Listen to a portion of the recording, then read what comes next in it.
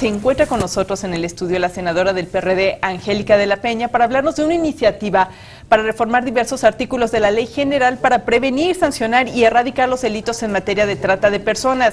Este lamentabilísimo caso que además parece ser que allí está y nadie hace nada. ¿Cómo está, senadora? Muchas gracias por acompañarnos. Muchas gracias por la invitación, Vianey. Buenos días. ¿De qué se trata? Muy buenos días. ¿De qué se trata esto? Bueno, la actual ley necesita ser reformada para que pueda tener una eficiente aplicabilidad. Tenemos que recordarle al auditorio que esta ley es una ley que sanciona, define tipos de sanción en materia de trata y por lo tanto tenemos que garantizar que tenga una correcta efectividad. Si no hacemos estas reformas, vamos a tener, como ya los estamos teniendo, muchos problemas en la persecución de las comisiones de delito que se cometen contra trata de personas. Explíqueme exactamente cuáles son las lagunas que tiene la actual ley y cómo se están corrigiendo con la nueva. Bueno, en primer lugar, configuramos el delito de trata en función de cómo lo establece el Protocolo de Palermo. No tenemos que confundir otro tipo de delitos que, si bien pueden ser conexos, no son trata de personas. Es lo primero. Segundo, definimos las reglas de sanción que sean las mismas frente a distintas comisiones de delitos.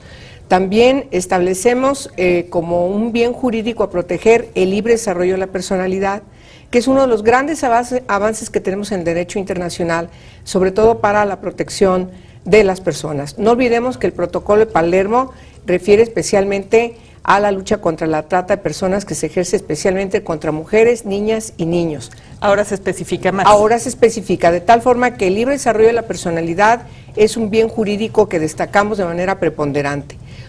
Y creo que es importante también entender que hay otro tipo de trata que ahora no tiene la ley, como es obligar a una madre a quitarle, por ejemplo, su hijo, obligarla a casar, obligar a las mujeres a que tengan una actitud de servidumbre humana.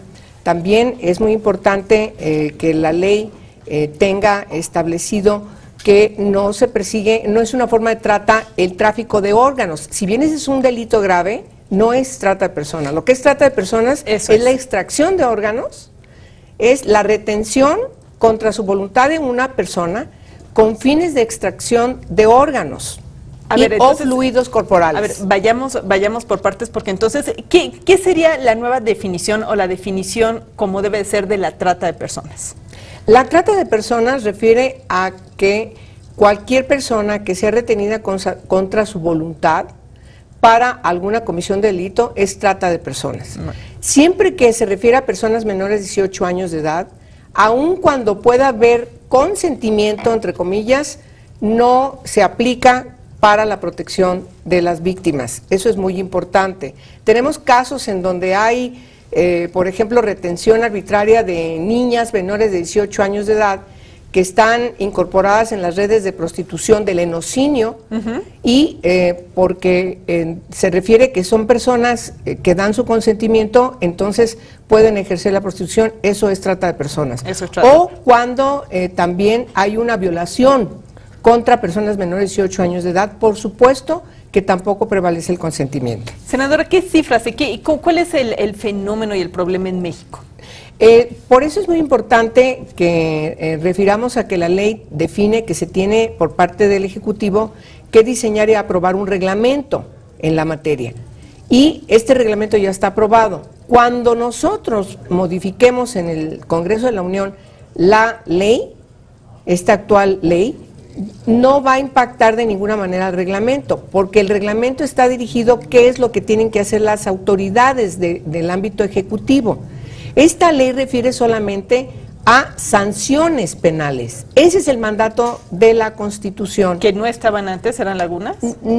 Antes existía una ley que no tenía las características de esta ley, tuvo que pasar una reforma a la Constitución de manera importante para que pudiera configurarse esta ley general. Ahora, quiero decir, México no entra ahora al tema, México está permanentemente trabajando desde el Congreso de la Unión a partir de la aprobación del Protocolo de Palermo. Le preguntaba cuántos casos tenemos en México. Bueno, este reglamento establece la obligación por parte del Ejecutivo para que podamos conocer información objetiva y fidedigna. Hoy especulamos.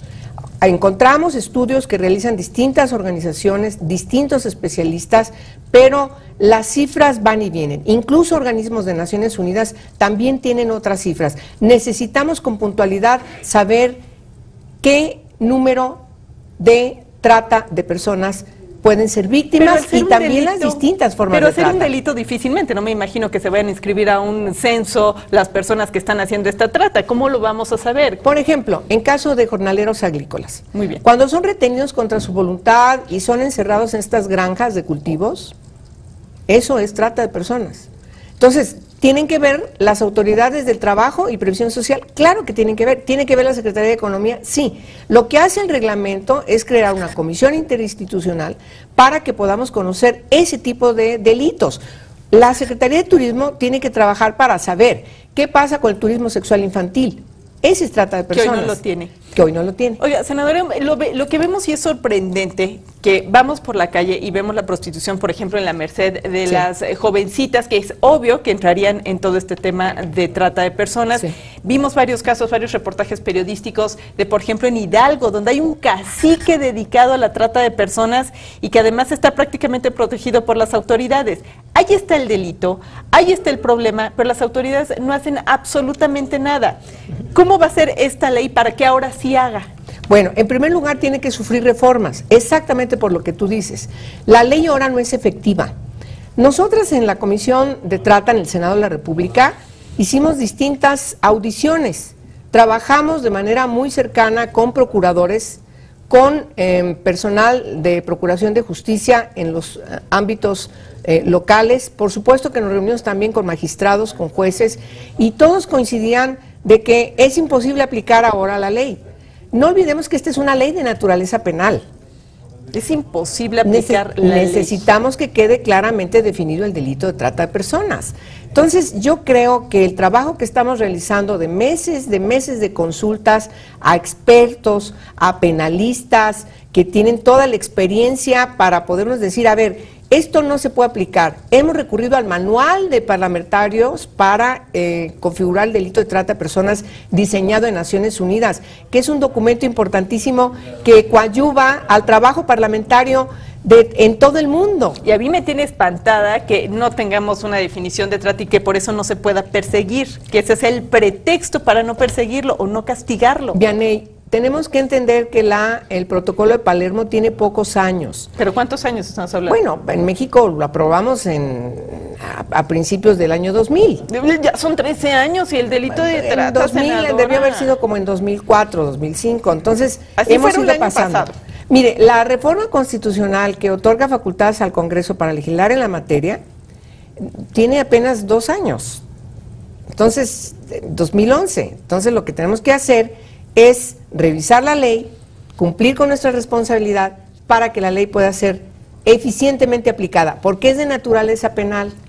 ¿Cuántas personas tenemos que llevar en una proporcionalidad de comisión de delitos? Porque no es lo mismo quien conduce un carro, un camión, a quien está regenteando, a quien está reteniendo contra su voluntad, al dueño del rancho, al dueño del antro, etcétera, etcétera.